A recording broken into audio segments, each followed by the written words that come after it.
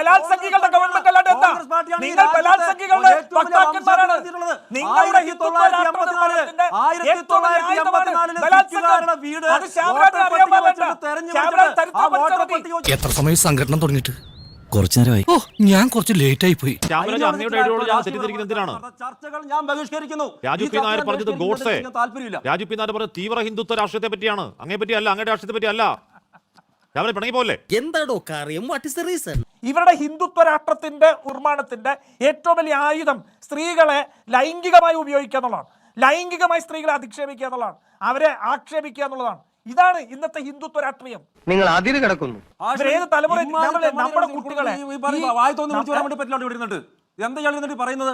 രാഷ്ട്രീയം പറയണമെങ്കിൽ രാഷ്ട്രീയം പറയണം. നിങ്ങൾ തോന്നിയ ദിവസം പറയാൻ ഇങ്ങനെ പോയാൽ സംഗതി കുഴയും. ഹിന്ദുത്വ രാഷ്ട്രത്തിന്റെ നിർമ്മാണത്തിൽ തീവ്രവാദികൾ ഉപയോഗിക്കുന്ന ഡോക്ടർ രാംപുനിയാനെ പോലെയുള്ളവർ ഈ പറയുന്ന എന്താണ് ഗ്ലോറിയസ് എപ്പോക്സ് ഓഫ് ഇന്ത്യൻ എന്നൊക്കെ പറഞ്ഞു എന്തോ അലമ്പുണ്ടാക്കാൻ വന്നിരിക്കുക. താങ്കൾ പറയുന്നത് ആദ്യമായി ആരോപണമല്ല. ഡോക്ടർ രാംപുനിയാനെ പറയുന്ന കാര്യം റേപ്പ് എ പൊളിറ്റിക്കൽ ടൂൾ ആയിട്ട് ഉപയോഗിച്ചിട്ടുണ്ടെന്ന്. പക്ഷെ അത് അദ്ദേഹത്തിന് ആരോപണമാണ്. അതൊന്നും എനിക്കറിയാൻ മേല. ഹിന്ദുത്വ രാഷ്ട്ര നിർമ്മാണത്തിന്റെ ഏറ്റവും വലിയ ആയുധം ഉപയോഗിച്ചത് 2002 ആ 2002 ഹിന്ദുത്വ രാഷ്ട്ര നിർമ്മാണത്തിന്റെ ഭാഗമായിട്ട് ഇവർ ചെയ്ത കൂട്ടബലാത്സംഗങ്ങളാണ്. ബജ്രംഗ് ദളിന്റെ നേതാവ് ഉൾപ്പെടെയുള്ളവരല്ലോ കൂട്ടബലാത്സംഗം ചെയ്തു. അങ്ങനെ കൂട്ടബലാത്സംഗത്തിൽ പ്രതിയായിട്ടുള്ള ആൾക്കാരെ സിബിഐയുടെ പോലും എതിർപ്പിനെ മറികടന്ന് അവരെ തുറന്നുവിട്ട ഗവൺമെന്റ്. ഈ ചെക്കന്റെ സംസാരം തീരെ പിടിക്കില്ല കേട്ടോ. ബലാത്സംഗികളുടെ ഗവൺമെന്റ് അല്ലാണ്ട് എന്താ? ബലാത്സംഗികളുടെ ഗവൺമെന്റ് അല്ലാണ്ട് എന്താ? നിങ്ങൾ ബലാത്സംഗികളുടെ വക്താക്കന്മാരാണ്. നിങ്ങളുടെ ഹിന്ദുത്വ രാഷ്ട്ര നിർമ്മാണത്തിന്റെ ഏറ്റവും വലിയ ആയുധമാണ് ബലാത്സംഗം. അത് ശ്യാമരാജ് അറിയാൻ പാടില്ല. ശ്യാമരാജ് ചരിത്രം പഠിച്ചാൽ മതി.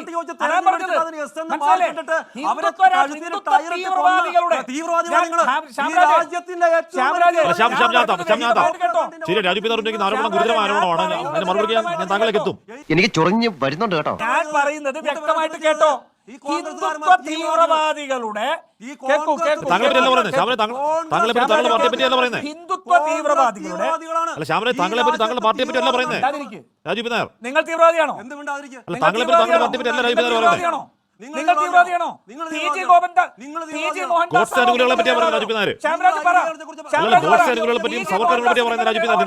ചോദിക്കുന്ന ചോദ്യം ശരിയായിട്ട് ചോദിക്കാൻ പറയും. പറയാൻ പറ്റില്ല. വ്യക്തികളെ കുറിച്ചിട്ട് പറയും.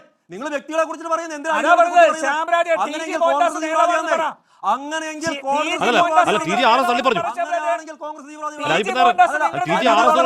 വ്യക്തികളെ കുറിച്ച് നിങ്ങൾ പറയുന്നത്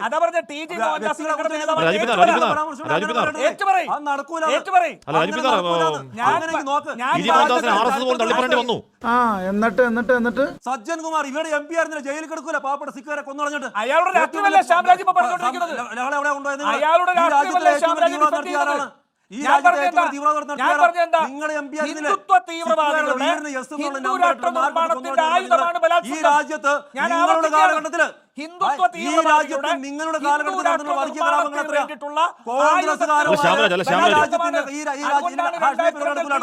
ഏത് റൂട്ടിലേക്കാ വണ്ടി തിരിക്കണേന്ന് എനിക്കിപ്പോ മനസ്സിലായി. TG എന്ന് പറയുന്ന ഒരു വഷളൻ, അയാൾ അഭിഭാഷകനാണ്, അയാളെന്തോ പഴയ എഞ്ചിനീയറാണ്, അയാൾ BJP ക്ക് വേണ്ടി ചർച്ചയ്ക്ക് വന്ന ആളാണ്, BJP യുടെ മുൻ ബൗദ്ധിക് സെൽ കൺവീനറാണ്. അയാൾ പറഞ്ഞ അങ്ങേയറ്റത്തെ വൃത്തികേട് അത് RS എത്ര തള്ളിപ്പറഞ്ഞാലും അതിന്റെ പാപക്കറ നിങ്ങളെ മുകളിൽ മാറുമോ? ഇത്തരത്തിലുള്ള വൃത്തികെട്ടവന്മാരുടെ ഒക്കെ പേര് പറഞ്ഞ് നെയിം ആൻഡ് ഷെയിം തന്നെയാണ്. ഈ രാജ്യത്തിന് കളങ്കമായി മാറിയ RSSന്റെ TG മോഹൻദാസിനെ പോലെയുള്ള മാനസിക രോഗികൾ, അതിന്റെ മാനസിക രോഗത്തിന്റെ ലൈറ്റർ വേർഷനാണ് ഇന്ന് കേന്ദ്രത്തിൽ മന്ത്രിയായിട്ടിരിക്കുന്നത്.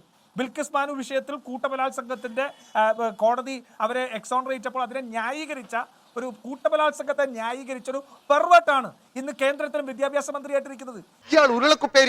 ഡിഗ്രി എടുത്ത് വന്നിരിക്കുകയാണ് ഒരു തർക്കക്കാരൻ. വഷളത്തരത്തിന്റെ പരമാവധി BJP-യുടെ ഏതോ വലിയ ഇന്റലിജൻസ് കൺവീനർ നേരത്തെ. ഇന്നിപ്പോ നിങ്ങളുടെ MP കങ്കണ റണൌട്ട് രാജ്യത്തെ കുട്ടികളെ ഒന്നാകെ അധിക്ഷേപിക്കുന്നു. ഹിന്ദു പെൺകുട്ടികളെ പേരെടുത്തുകൊണ്ട് അധിക്ഷേപിക്കുകയാണ്. അവർ ഫിൽത്താണ്, അവരെന്തോ വൃത്തികെട്ടവരാണ്, അവർ വൾഗറാണ്, അവരെന്തോ ഡെർട്ടിയാണ്, ഒന്നിനും കൊള്ളാത്തവരാണ്, വീട്ടുകാർ പറഞ്ഞ് കേൾക്കാത്തവരാണ്. വെറുപ്പിനൊരു പരിധിയില്ലേ ശ്യാമരാജ്? ഇത് വടി കൊടുത്ത് അടി വാങ്ങുന്ന പരിപാടിയാണല്ലോ ബാബു.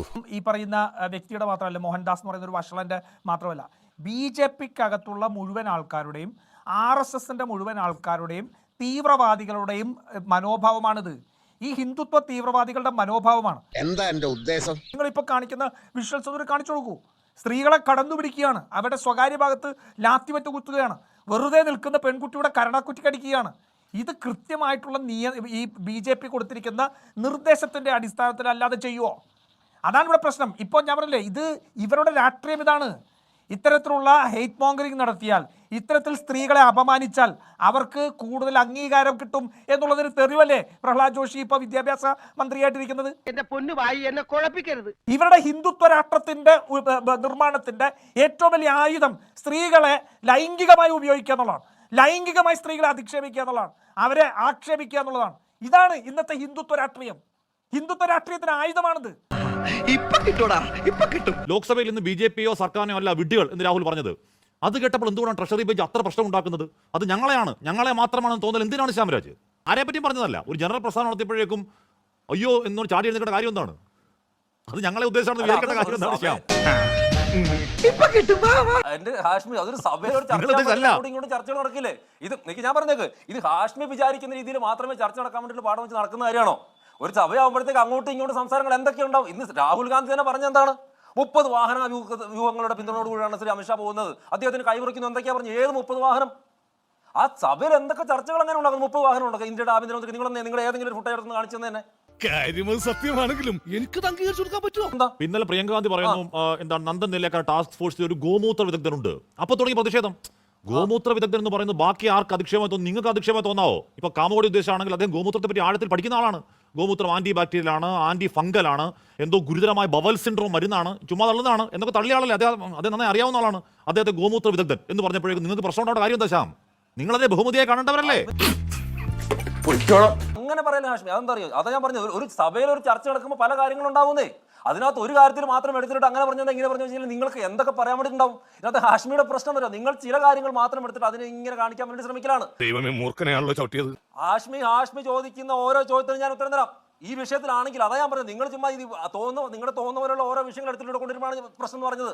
ഇത്ര സീരിയസ് ആയിട്ട് വിഷയം നടക്കണം. ഇപ്പോഴെങ്കിലും നിങ്ങൾക്ക് മനസ്സിലായല്ലോ അത്. കഴിഞ്ഞ ആഴ്ച 1-2 നമ്മൾ ഈ വിഷയം ചർച്ച ചെയ്തുകൊണ്ടിരിക്കുന്നതാണല്ലോ. എന്നിട്ട് ഏതോ ഒരു വിഷയം എടുത്തുകൊണ്ട് അവരങ്ങനെ പറഞ്ഞാൽ ഇവരങ്ങനെ പറഞ്ഞാൽ എത്രയോ സീരിയസ് ആയിട്ടുള്ള ഒരു ചർച്ച നടക്കേണ്ട സ്ഥലമാണ്. ഇന്ന് നടന്നിട്ടുള്ള ചർച്ചകൾ എന്തൊക്കെയാണ്? ഇന്ന് പാസ്സായിട്ടുള്ള ബില്ല് എന്താണ് ചർച്ച ചെയ്യുന്ന ഹാഷ്മി?